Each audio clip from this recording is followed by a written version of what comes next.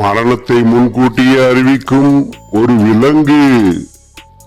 மரணம் ஏற்படுவதை யாராவது முன்கூட்டியே கணித்து கூற முடியுமா?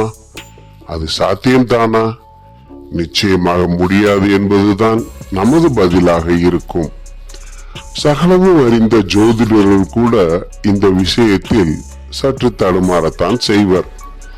ஆனால் ஒருவரது மரணத்தை முன்கூட்டியே கணிப்பது மட்டுமல்ல, அவர் இறக்கும் வரை அவர் அருகிலேயே இருந்து அவரை வழி அனுப்பி விட்டு வருகிறது ஒரு பூனை என்றால் உங்களால் நம்ப முடிகிறதா? ஆனால் அதுதான் உண்மை. அந்த அமானுஷ்ய பூனையின் பெயர் ஆஸ்கர். அமெரிக்காவின் நியூ இங்கிலாந்து பகுதியில் உள்ள ஒரு நகரம்தான் ரோடே ஐலேண்ட். இங்கு ஸ்டீரே என்ற இடத்தில் உள்ள முதிய நோயாளிகளுக்கான மருத்துவ மற்றும் உயர் சிகிச்சை பாதுகாப்பு மையம் மிகவும் புகழ் பெற்றது. அல்ஷீமர், பக்கவாதம், பார்கின்சன் போன்ற பல நோய்களால் பாதிக்கப்பட்ட பல நோயாளிகள் இங்கு தங்கி சிகிச்சை பெற்று வருகின்றனர். இங்குதான் ஒரு சிறிய குட்டியாக வந்து சேர்ந்தது அமானுஷ்ய பூனை ஆஸ்கர். முதலில் அதன் செயல்பாடுகளை யாரும் கவனிக்கவில்லை. அது ஒரு சாதாரண பூனை என்றே அனைவரும் எண்ணிக்கொண்டிருந்தனர்.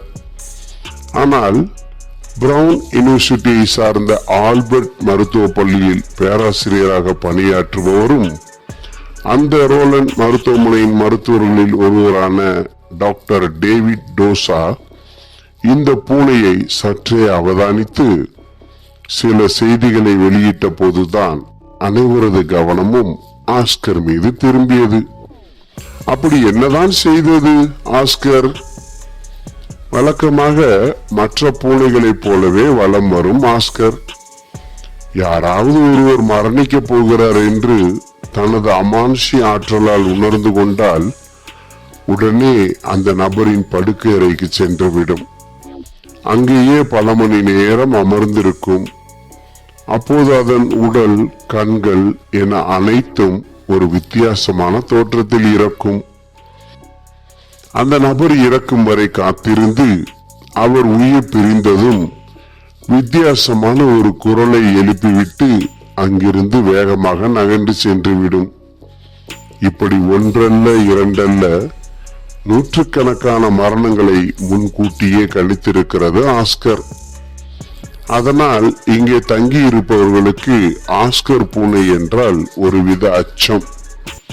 ஒருவர் இறக்கப் போகிறார் என்பதை உணர்ந்து கொள்ளும் ஆஸ்கர் முதலில் அவரது படுக்கை அருகே சென்று வித்தியாசமான ஒரு ஒலியை எழுப்பும். பின்னர் அங்கேயே அமர்ந்துவிடும். அதை கண்ட மருத்துவர்களும் செவிலிகளும் எச்சரிக்கை உணர்வை அடைந்து மேல் சிகிச்சைகளுக்கு உடனடியாக தயாராகின்றனர். உறவினர்களும் எச்சரிக்கை அடைந்து முன்னேற்பாடாக செய்ய வேண்டிய செயல்களை செய்ய ஆரம்பிக்கின்றனர். இங்கு பணியாற்றும் மருத்துவர்களோ அதன் செயல்பாடுகளை கண்டு வியப்பதுடன் இது எப்படி சாத்தியம் என்று புரியாமல் விழிக்கின்றனர். ஆனால் டேவிட் டோசா இது பற்றி கூறும்போது ஆஸ்கருக்கு கூடுதல் புலனறிவு மிக அதிகமாக உள்ளது. அதன் சக்தியால் இறப்புக்கு முன் ஒரு உடலில் ஏற்படும் மிக நுணுக்கமான வேதியியல் மற்றும் உயிரியல் மாற்றங்களை அதனால் எளிதாக உணர்ந்து கொள்ள முடிகிறது.